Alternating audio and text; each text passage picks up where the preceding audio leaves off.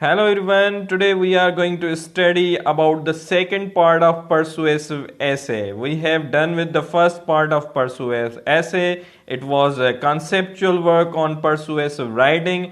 Today we are going to exemplify, find examples, variety of examples to understand that how effective persuasive essay can be written. So let's get started. Yes, things that make a fabulous persuasive essay.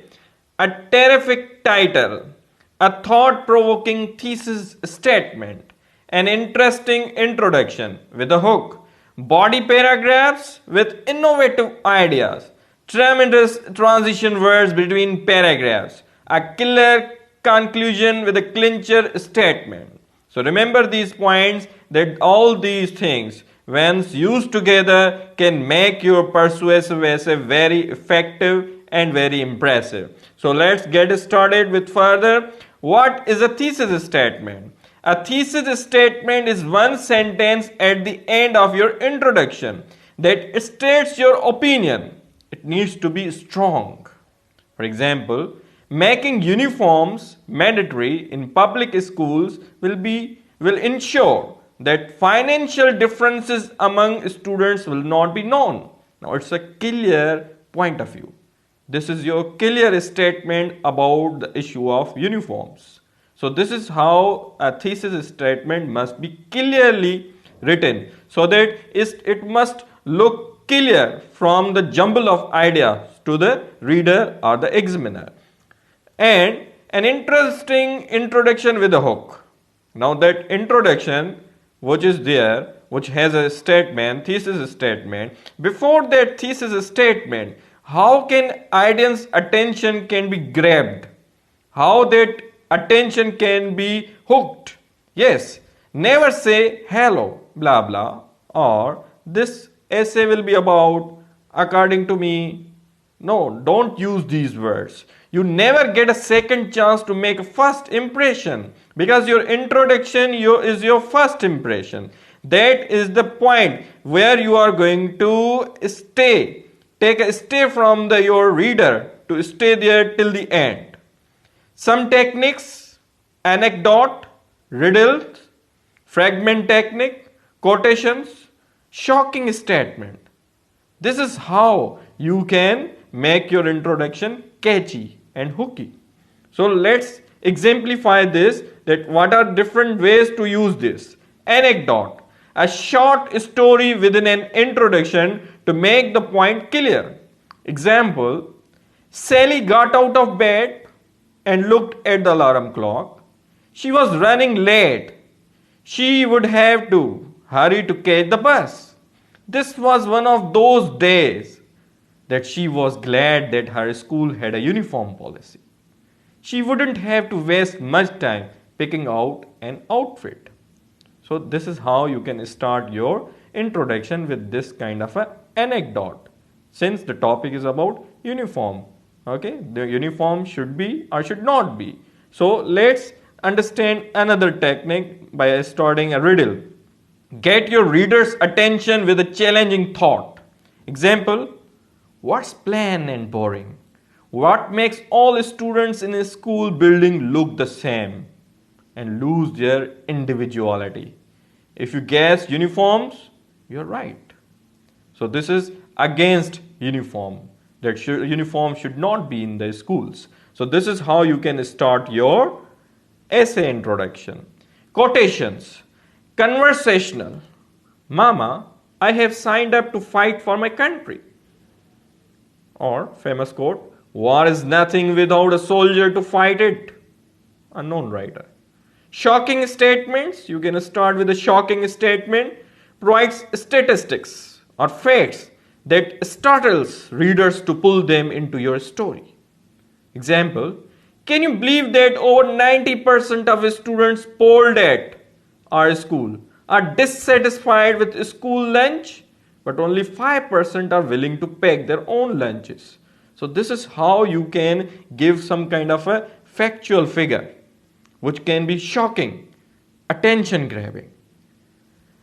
Now body paragraphs. In the body, how the body paragraph must be structured. Body paragraphs with innovative ideas. You should come up with points to support your opinion. Each of the points will be turned into a body paragraph. Try to think of ideas that no one else would think of. So your every point must become a topic sentence, and that topic sentence must be justified with logical reasoning, facts and figures, examples and illustrations. So let's understand. Example, your school has a uniform policy. Some people argue that uniforms in schools are beneficial because they cause less distractions. And some argue that they are not a good idea because they take away a student's individuality.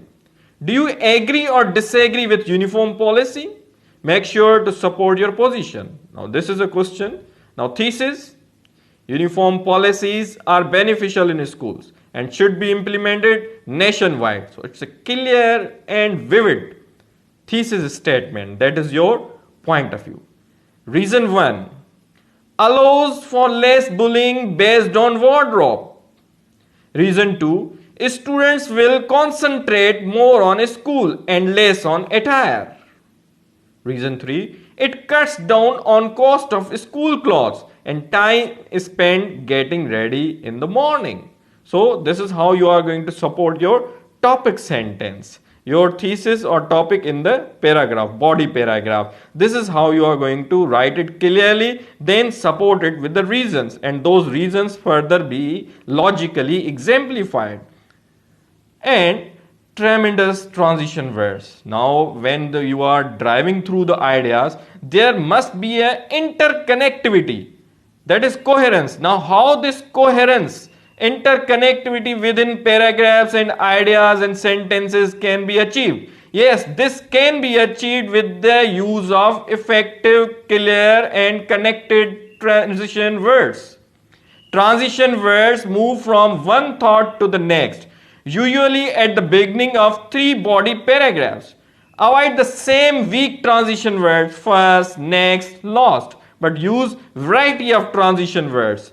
A clear conclusion with a clincher statement. Yes, how a conclusion should be. Yes, the introduction is first impression, and this impression must be satisfied in the conclusion. Remember, your introduction must raise the interest of the reader, and your conclusion must satisfy that interest. It is the point where you have to make your reader feel that I am convinced. Yes, clincher statement is the last line of your paper. It should almost shock your reader. The conclusion should leave a lasting impression that I am convinced. It was a convincing write-up. In conclusion, over 95% of parents polled are in agreement with the school-wide uniform policy. Uniforms allow students to be who they are, not what they wear. After all, shouldn't school be about academics rather than apparel? It's time our nation got back to reading, writing and arithmetic, not Levi's, Gap and Topshop. So this is how your conclusion should be. It must be message giving. It must be clinching. It must conclude your all the reasoning that has been debated, argued in the body according to your thesis statement in the introduction. So do's and don'ts that we must keep in our mind while writing a persuasive essay. Divide into 3 to 5 paragraphs. Have a thesis statement in your introduction. Come up with 3 to 5 main points. To support your argument, these will be your 3 of 5 body paragraphs, means 3rd to 5th. Have a conclusion that contains a clincher statement. Come up with a catchy title. Don't do this. Begin with, hello, my name is, and I am going to write about, don't do this. Take out the word I. Instead of I think we shouldn't wear uniforms, say. Uniforms shouldn't be required. So don't use that personal pronoun I. Make it statement. Write it in a statement form. Be wishy-washy, pick a side. Forget to support your opinions with facts and example. So don't forget to support your arguments with facts and example. It's very important. It's really important to make your write-up convincing and appealing. So I hope you have enjoyed today's video and you have understood how effectively ideas can be generated, then those can be substantiated and put into the body, in the introduction, in the conclusion of a persuasive essay. I hope you are going to write very effective persuasive essay. I thank you all. Wish you all the best.